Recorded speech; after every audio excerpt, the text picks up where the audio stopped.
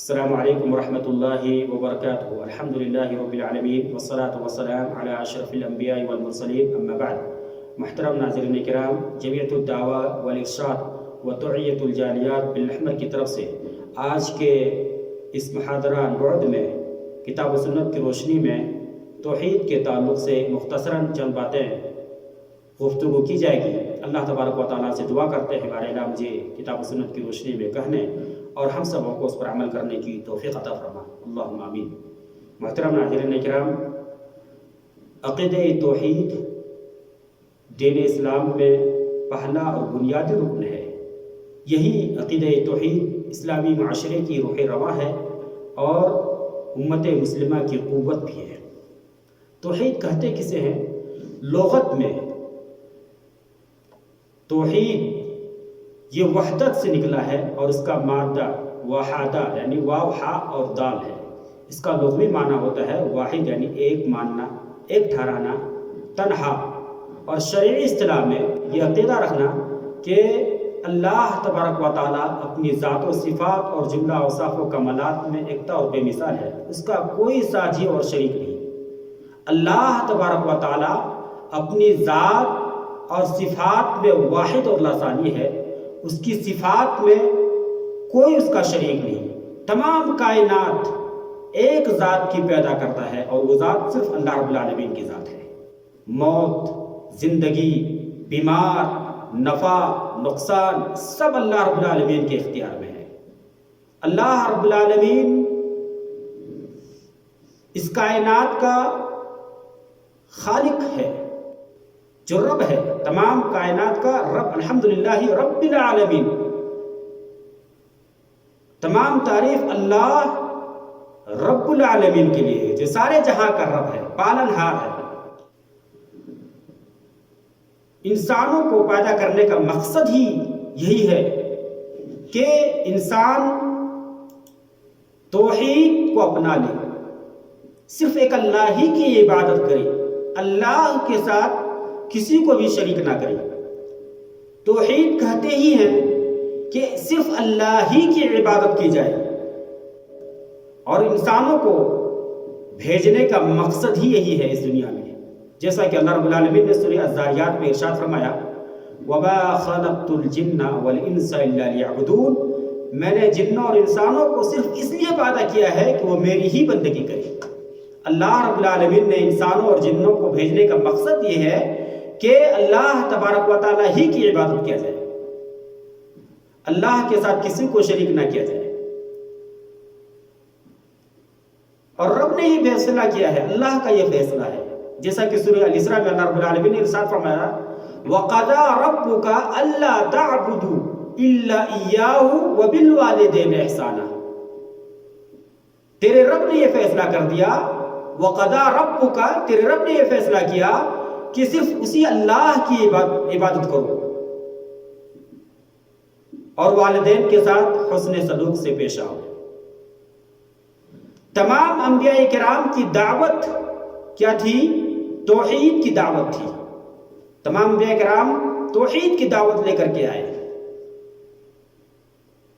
وَلَقَدْ بَعَثْنَا فِي كُلِّ أُمَّةٍ رسولاً ان اعبدوا اللہ واجتنبوا الطاغوت۔ سورہ نحل میں اللہ رب العالمین نے ارشاد فرمایا کہ ہم نے ہر امت میں رسول بھیجا جس کی کیا دعوت تھی؟ صرف اللہ کی بندگی کرو۔ وہ انبیاء کرام کیا دعوت لے کر کے آئے؟ ان اعبدوا اللہ واجتنبوا الطاغوت، اور طاغوت کی بندگی سے بچے۔ تمام نبیوں کی یہی دعوت تھی۔ سورہ نساء میں اللہ رب العالمین نے ارشاد فرمایا، وَاعْبُدُوا اللَّهَ وَلَا تُشْرِكُوا بِهِ شَيْئًا، تم سب اللہ کی بندگی کرو، اس کے ساتھ کسی کو شریک نہ ٹھہراؤ۔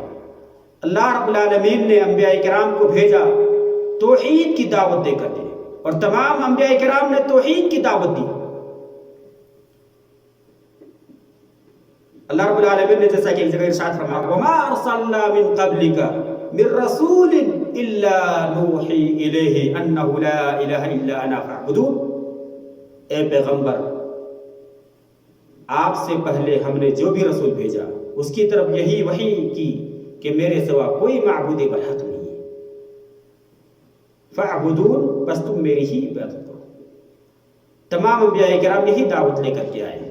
اور پیارے نبی جناب محمد رسول اللہ صلی اللہ علیہ وسلم نے ارشاد فرمایا انی رسول اللہ علیکم امرکم ان تعبدوا اللہ ولا تشرکوا بہ شیئا، اور میں تمہاری طرف اللہ کا رسول بن کر کے آیا ہوں.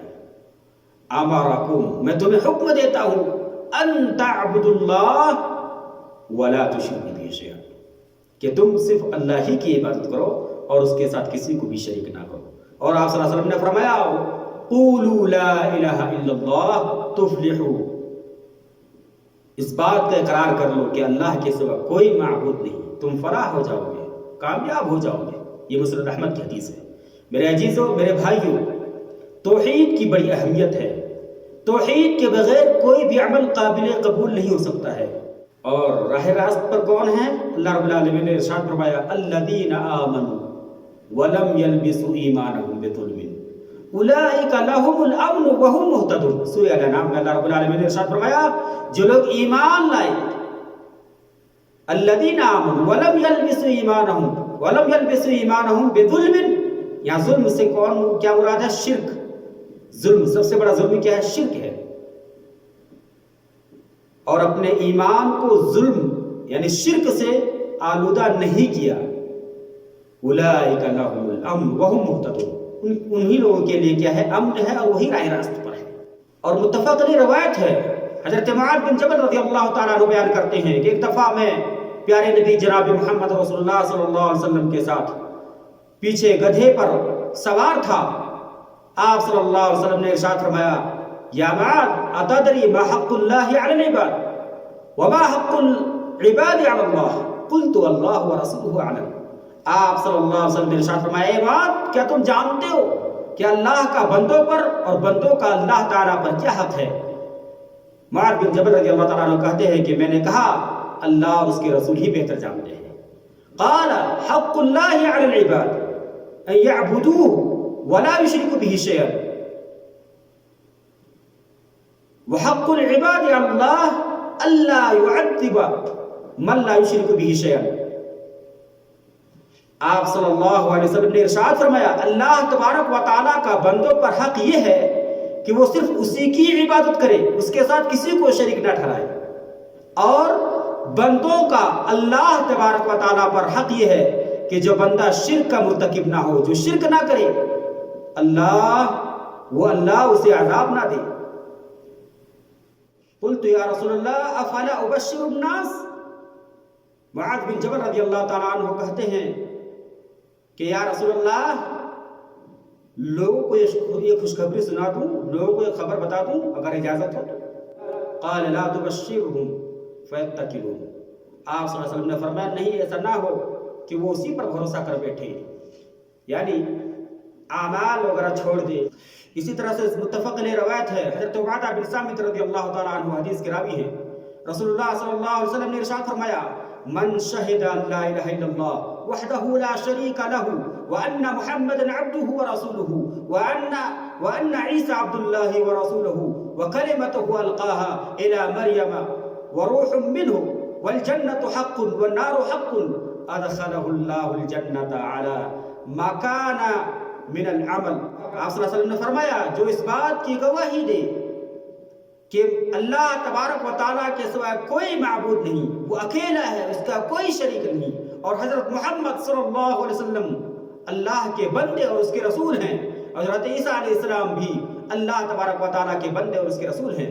اس کا کلمہ جو اللہ رب العالمین نے حضرت مریم کی طرف ڈالا تھا اور اس کی طرف سے بھیجی ہوئی روح تھے، اور جو شخص اس بات کی بھی گواہی دے گی الجنت حق، جنت حق ہے، والنار حق، اور نار بھی یعنی جہنم حق ہے، جو اس بات کی گواہی دے، تو ایسے شخص کو اللہ تبارک و تعالی جنت میں داخل کرے گا، خواہ اس کے عمل کیسے بھی ہو، خواہ اس کے عمل کیسے. اس حدیث سے پتہ یہ چلا کہ جو موحد ہے، جو توحید پر ثابت قدمی اختیار کرتا ہے، توحید پر ڈٹا رہتا ہے، اللہ تبارک و تعالیٰ اس کو جنت میں ضرور داخل فرمائے گا. محترم ناظرین کرام، اسی طرح سے ایک اور حدیث ہے، حضرت انس رضی اللہ تعالیٰ عنہ روایت کرتے ہیں کہ میں نے رسول اللہ صلی اللہ علیہ وسلم کو یہ فرماتے ہوئے سنا کہ اللہ تعالیٰ فرماتا ہے، اللہ تعالیٰ ارشاد فرماتا ہے، یہ حدیث قدسی ہے، یا ابن آدم لو آتیتنی بقراب الارض خطایا ثم لقیتنی لا تشرک بی شیئا لآتیتک بقرابها مغفرہ۔ اے ابن آدم، اگر تم میرے پاس زمین بھر کر گناہ لاؤ، پھر اس حال میں تم مجھ سے ملاقات کرے کہ تم میرے ساتھ کسی کو شریک نہیں ٹھہراتا ہو، میں بھی اسی قدر تیری مغفرت اور بخشش لے کر کے آؤں گا۔ اس حدیث سے پتہ یہ چلا کہ جو موحد ہوگا، جس کی موت توحید کی حالت میں ہوئی ہوگی، ایک اللہ رب العالمین کی عبادت کی حالت میں، اس نے کبھی شرک نہیں کیا، انشاءاللہ تعالیٰ وہ جنت میں ضرور جائے گا۔ توحید کی اہمیت کو سمجھیں، لا الہ الا اللہ کا اقرار پر ثابت قدمی اختیار کریں، لا الہ الا اللہ کی فضیلت کو بھی سمجھیں۔ آپ صلی اللہ علیہ وسلم نے ارشاد فرمایا، موسیٰ علیہ السلام نے اللہ رب العالمین سے عرض کی، اے میرے پروردگار، مجھے کوئی ایسا ذکر بتائیں جس سے میں تجھے یاد کروں اور اس کے ذریعے سے میں تجھے پکارتا رہوں۔ اللہ رب العالمین نے ارشاد فرمایا، قل یا موسیٰ لا الہ الا اللہ، اے موسیٰ لا الہ الا اللہ کہو۔ موسیٰ علیہ السلام نے کہا، اے میرے رب، یہ کلمہ تیرے سب بندے پڑھتے ہیں۔ اللہ رب العالمین نے فرمایا، اے موسیٰ، اگر ساتوں آسمان اور ان کی مخلوق، اللہ نے کیا فرمایا، اے موسیٰ، میرے علاوہ ساتوں آسمان اور ان کے جتنے بھی مخلوق ہیں اور اسی طرح سے ساتوں زمینیں ترازو کے ایک پلڑے میں ہوں اور لا الہ الا اللہ دوسرے پلڑے میں، تو لا الہ الا اللہ ان سب سے وزنی ہوگا۔ ساتوں آسمان اور ان کے مخلوق اور ساتوں زمینیں کی جتنی بھی چیزیں ہوں، ایک پلڑے میں ہوں ساتوں زمینیں، اور ترازو کے دوسرے پلڑے میں لا الہ الا اللہ ہو، تو لا الہ الا اللہ کا وزن سب سے زیادہ ہوگا۔ اللہ اکبر۔ تو میرے عزیزوں، میرے بھائیوں، توحید کو اپنائیے، توحید کے مطابق زندگی گزاریے۔ موت تو یقینی ہے، موت ہو کر کے رہے گی، مرنا ہے، لیکن اگر موت توحید کی حالت میں نہ ہوئی، شرک کی حالت میں اگر ہو گئی، اللہ تبارک و تعالیٰ کبھی معاف نہیں فرمائے گا۔ لہذا میرے بھائیوں، توحید کو اپنائیے، توحید پر ثابت قدمی اختیار کیجیے۔ اگلے درس میں انشاءاللہ تعالیٰ، اگلے محاضرے میں توحید کے تعلق سے مزید گفتگو کی جائے گی۔ اللہ تبارک و تعالیٰ سے دعا کرتے ہیں، بارہا ہم سبوں کو اس پر عمل کرنے کی توفیق عطا فرمائے۔ اللہم آمین۔ تقبل رب العالمین۔